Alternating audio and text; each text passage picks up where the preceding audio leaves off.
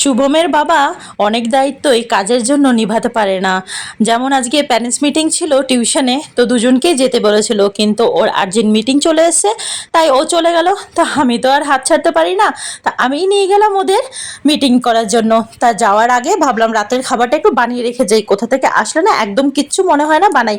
তো মটর সেদ্ধ করে রেখেছিলাম, সেটাই ঘুগনি একটু করে রেখে আটাটা মেখে রেখে গেছিলাম।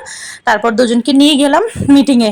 ওখানে অনেকক্ষণ ওয়েট করলাম, কারণ টিচাররা এক একজন প্যারেন্টসকে ডাকছিল আর প্রত্যেকটা সাবজেক্টের আলাদা আলাদা কথা বলছিল, মিটিং নিচ্ছিল, বাচ্চারা কেমন কি করছে, আগে কেমন কি করবে সেই সমালোচনাই করছিল।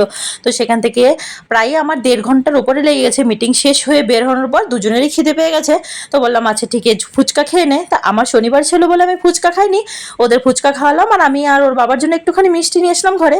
তা আমারও খিদে পেয়ে গেছিলো, সে মিষ্টিটা খেলাম আর মুড়ি ঘুগনি দিয়ে খেয়ে নিলাম। তো চলো আজকে একটুখানি সাবস্ক্রাইব করে দিও।